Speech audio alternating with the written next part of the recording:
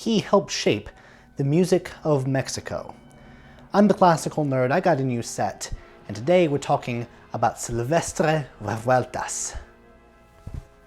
Ole, y'all.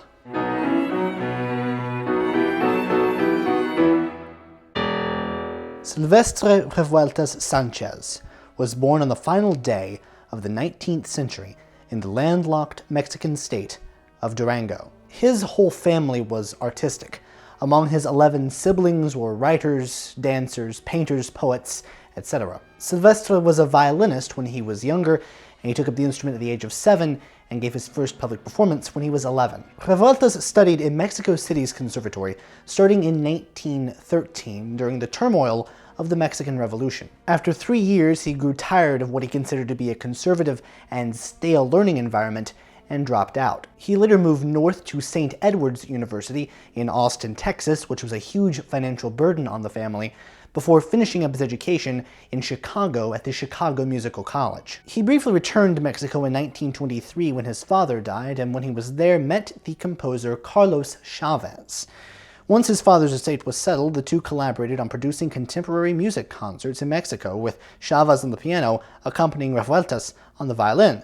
But Revueltas, perhaps not seeing much future in his home country, went back to the United States, settling first in San Antonio, where he conducted a silent movie orchestra, and then conducting the orchestra in Mobile, Alabama. While he was a proficient violinist who gave frequent recitals in his younger years, he also studied composition in college, but theretofore hadn't really wanted to put himself out there as a composer. That is, he didn't really want to compose in earnest until he felt he'd found his own voice. Nevertheless, he did join the Pan American Association of Composers, and through that he met such luminaries as Aaron Copland. Prohibition, which had only made alcohol more popular in the United States, introduced Revueltas to drinking. In 1929, Chavez appointed Revueltas the post of student orchestra conductor at the Mexico City Conservatory, as well as teaching the violin there and being the assistant conductor to him in his newly formed Mexico Symphony Orchestra. Chavez was deeply involved in promoting Mexican music as much as possible. Revueltas and Chavez had a common belief in the ability of music not just to embody culture, but to engage in cultural criticism. Music, for them, was a medium for social activism and influence. This is when Revueltas really began his career in composition, at the cost of his career playing the violin, and almost immediately hit upon a unique, mostly symphonic style. He'd written music before then, dating back to the Chopin-inspired piano pieces he wrote when he was 12, to the Debussy-like pieces he wrote when he was in his late teens. But he became primarily known for his symphonic music, even though he would continue to produce songs and chamber music. He and Chavez lived at a time where it was possible for Mexican music to really shape Mexican cultural identity, because this was one of the big problems coming out of the revolution. They didn't have a political or cultural identity. What was Mexican music? That was a question that they had the opportunity to answer. The revolution had primed them for reinvigorating Mexican culture, which in turn would reinvigorate Mexican politics. Chavez saw in Revueltas a comrade in arms against what they both saw as Mexican musical mediocrity. Note the fact that Revueltas was the one who was offered the assistant role in conducting the National Symphony Orchestra, even though he was the one with conducting experience. Chavez had no conducting experience prior to founding that orchestra. Additionally, problems with funding meant that the chronically poor Revueltas often went without pay, just so the orchestra could get paid and thus continue to survive. The two composers worked fairly well together because Chavez was more interested in administrative positions and the political clout that came with them, whereas Revueltas was more interested in composing and conducting. He was anti-authoritarian at heart and always shied away from any positions of power. Nowhere is Revueltas' style on fuller display than in his orchestral piece Sensemayá, which is based on a poem by his friend, the Cuban poet Nicolas Guillen. Its motives are based around Afro-Cuban religious rituals, and its rhythms are derived from the poem itself. The entire thing is in 7/8, which gives certain early recordings a bit of trouble. The intensely rhythmic character of the piece, combined with its biting dissonances and layered construction, have led some to nickname the piece the Mexican Rite of Spring. Certainly by 1937, when the piece was written, Revueltas would have been familiar with Stravinsky's masterpiece, but simply calling it the Mexican Rite of Spring undercuts its links to poetry and, well, actual human culture. as opposed to the right, which is based off a fictionalized version of pagan Russia. Revueltas' music is often characterized by ostinato patterns, which in Sensemayá is based around how he heard Guillen recite the text.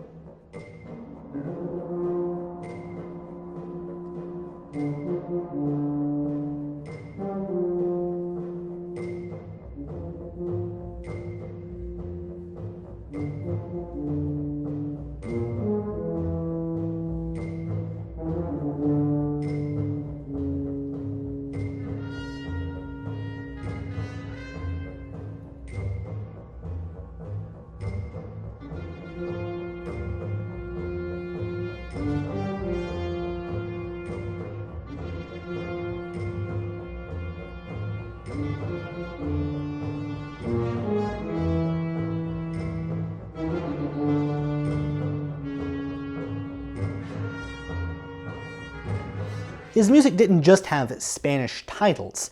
They were intimately tied in to Mexican culture. His best-known music is for orchestra, or at very least large chamber ensemble, the only exceptions being his 4 string quartets, of which 3 are numbered.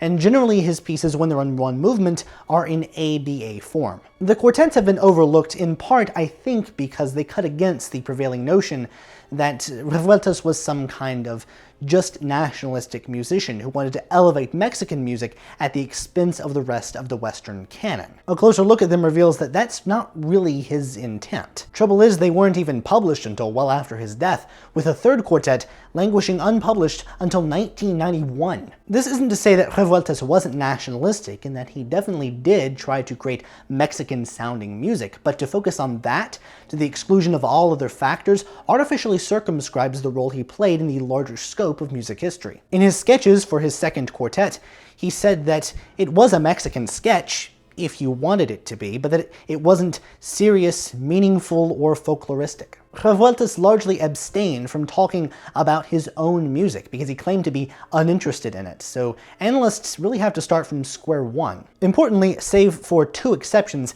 Revueltas never used an actual folk tune. He preferred to write things that sounded like folk tunes but weren't. His goal was not to do complicated stuff with form, but rather take elements of Mexican music and put them on a pedestal to really elevate and highlight what he thought made Mexican music great. While this is a theme that runs throughout his work, the way he does it changes from piece to piece, which is what makes his music fascinating. Revueltas juxtaposed disparate elements from across the vast soundscape of Mexican music, leading to very intense, polyrhythmic dissonant pieces like esquinas, or more lyrical and accessible ones like colorines. Everything from street music to evocations of the ancient Aztec were fair game, leading to an immediately recognizable but non-classifiable style. Revueltas was also drawn to the music of the French composer Edgar de Varese and his uniquely geometrical take on musical architecture.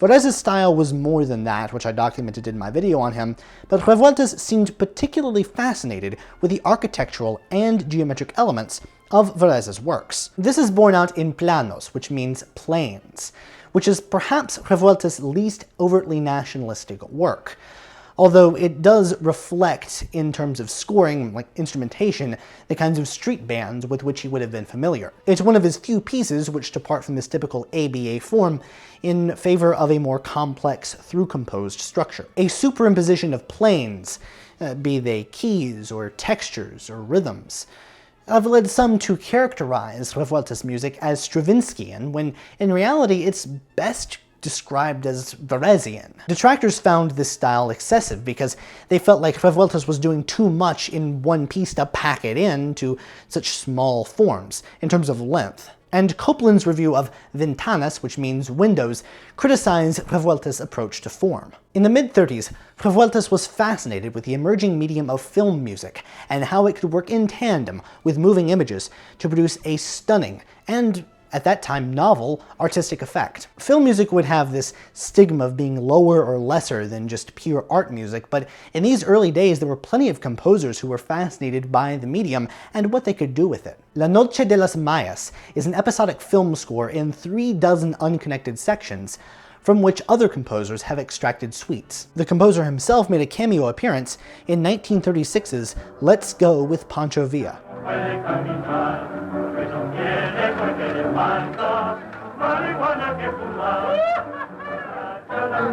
It was a film score that broke the camel's back for a once fruitful artistic collaboration. Chavez was a known ladder climber and used his official position at the Department of Fine Arts to get the ball rolling on a film called Redes, which he would then supply the score to. But when President Lázaro Cárdenas came to power in 1934, Chavez lost his government position and with it his ability to influence the project that he got rolling. His successor at the department, Antonio Castro Leal, commissioned the score from Revueltas, who desperately needed the cash, and the composer poured his heart and soul into the work after his daughter Natalia died from a stomach infection. This offended Chavez, but it spurred on more and more film commissions from Revueltas, who soon thereafter left his post at the National Symphony Orchestra and attempted to start his own rival orchestra, but that failed. At the same time, the Cárdenas administration replaced Chavez at the conservatory with Estanislao Mejia, who offered the principal conductorship to Revueltas. For these reasons, Chavez would not conduct a Revueltas piece for as long as he was alive, except for one exception in 1937.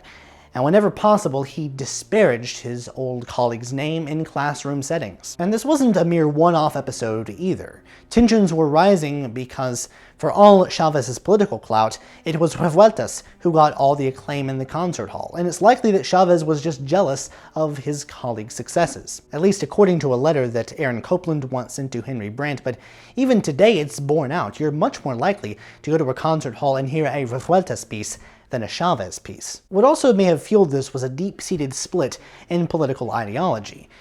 Well, Chavez was politically flexible. He was often more identified with the right wing, whereas Revueltas was a staunch leftist who actually divorced his first wife because, among other things, he said that she identified too much with the bourgeois. Several of his children died from the effects of malnutrition or poverty, and he took this as evidence that the revolution hadn't actually worked.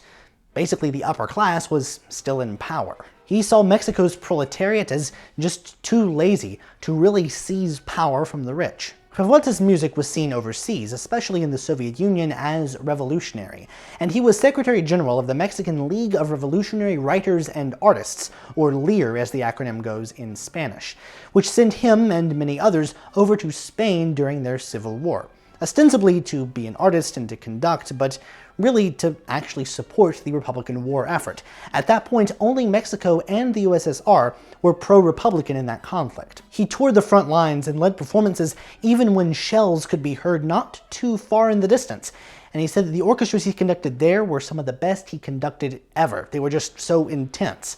Probably because all the musicians realized that it might be the last time they ever played music. He felt a connection to the culture of Spain through the common language, but really he felt more a connection to the politics. For him and all the other lefties of LIR, the Spanish Civil War was about more than just who got to rule Spain and with what form of government. It was an existential struggle for socialism against the iron boot of fascism. He wanted to fight fascism with a gun, not just music, although he did fight fascism through music, in response to the cold-blooded killing of the poet Federico García Lorca at the hands of the Nationalists at the start of the war, one of about 200,000 such murders. Revueltas wrote his chamber orchestra suite Homenaje to him. This piece lacks many instruments on the lower end. Only the tuba and the double bass anchor that register, which throws the higher instruments into much sharper relief than they otherwise would be. This orchestration is similar to what Revueltas would have heard on Mexican streets, and it evokes the intentionally lopsided orchestrations of a composer like Ferez.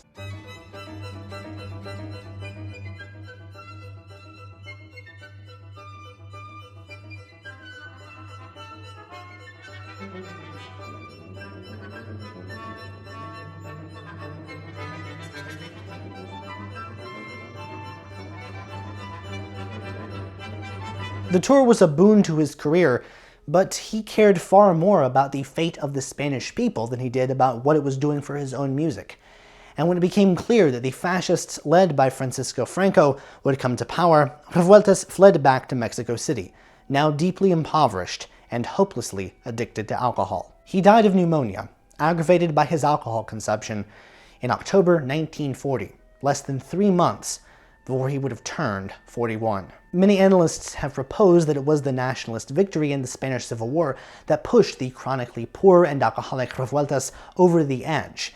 And in the mid-1930s, when he'd attempted to quit alcohol, he'd gone through such prolonged withdrawal symptoms that he was forced to go back on the hooch. At least Chavez, for his part, began conducting his music again after his death. Speaking of Chavez, the exact nature of their relationship has been a hot topic of discussion amongst musicologists. There's very little to go on because Revueltas was more humble and self-effacing. He didn't try to make a stir. Whereas Chavez was more dictatorial and autocratic, which accrued him many enemies in the Mexican musical world. The extreme confidence that Chavez had in himself and that he projected onto others was, according to Revueltas himself, the reason that many of his bigger pieces saw the light of day. He got encouragement from Chavez. What muddies the waters is how little the two said of each other about their split and about the nature of their relationship, leaving musicology to piece together what's left and in a lot of cases, speculate. Because most of Revueltas' music was written in the last decade of his unfortunately short life, music history was deprived of many potential masterpieces. He was an astonishingly prolific composer considering that all of his works came so late in his career, but he wasn't concerned about speed of composition or any kind of reputation he might get from them. Like Gustav Mahler, he said that his day would come, and he seemed very confident in this. He didn't really care about whether or not that day came when he was alive or dead, although he could have definitely used more money while he was alive. Part of his alcoholism was induced by stress, because each piece he ever wrote went through several intense rewrites. He would rewrite literally the entire piece before he felt like it was done, and this means that some of his pieces have ended up in several different versions, many of which premiered under his baton. He wanted his music to mean something to his fellow Mexicans, to really speak to them by using the idioms that they knew. And yet, ironically, his use of them was so dissonant as to be inaccessible. This put the reception of his more difficult pieces at odds with his vision of a socialist class unifying understanding. In Revueltas, things come in slightly off, or things sound slightly jagged, or things are just generally rough around the edges, which makes conducting these pieces often a matter of leading this carefully controlled chaos. The effect of including wrong notes stymies the potential analyst. Like the music of Prokofiev, you know something sounds spicy, but exactly what is difficult to pin down. It's perhaps best to compare him to Charles Ives, who also used the sounds of amateur bands clashing with one another in his works. Revueltas was known for his sarcasm and his self-deprecating wit, which are often on display in his program notes, which showcase his disdain for blithe tourism and consumerism. In the notes to his tone poem Yanitio, he said that the lake on which Yanitio Island sits, quote, stinks.